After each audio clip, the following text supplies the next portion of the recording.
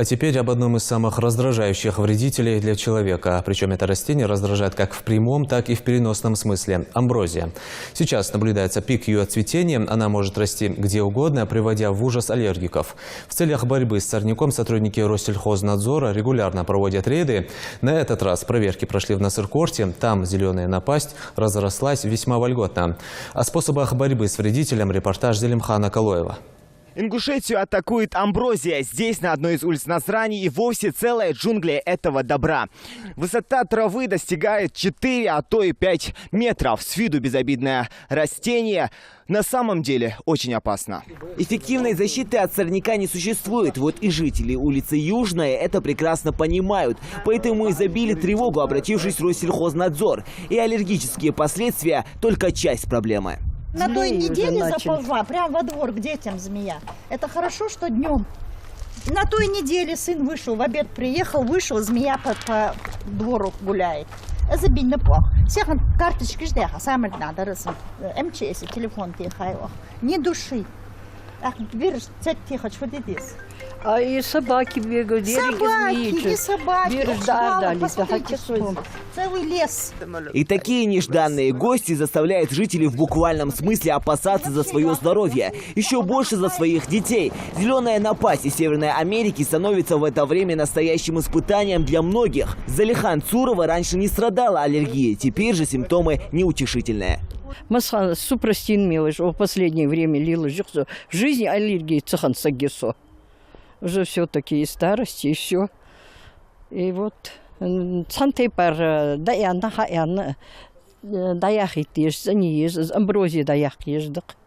Словом, царит такая по-настоящему экзотическая атмосфера и на соседней улице Белхароева. Здесь располагается и Ингушский политехнический колледж. Может, многие еще не понимают масштабы бедствия, но Марит Даурбекова о зеленой заразе знает исключительно все, поскольку у нее хроническая аллергия. Своими силами даяк думадан да риш шаханцас до конца да ханя. До конца даяк конзак машин да машин еха, который стригет. Сын начал, потому что детей много, там 8, у нас 4, здесь 4. Это амброзия, дети болеют. Жалеешь укузды, змеешь укуздуатыш хамдац, ардолит бирж да хацтхо. Куар ардол герт бирж не получается.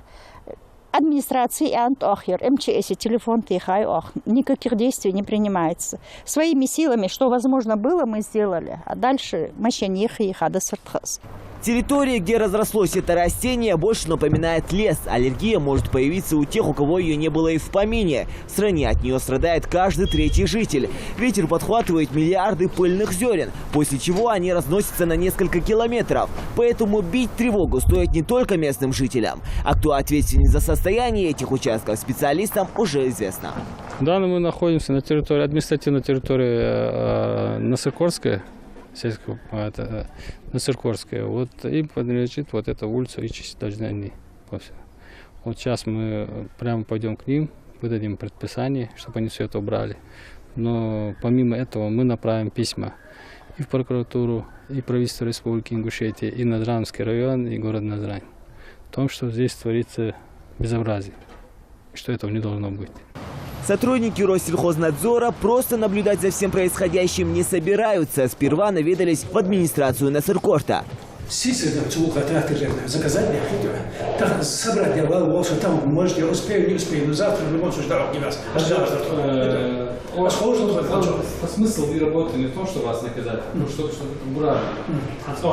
Просто давал шаги, просто видите, отлично, стрелах было. Чтобы этот вопрос дальше не поднимать, то у вас стрелах, цена, да, не вылился.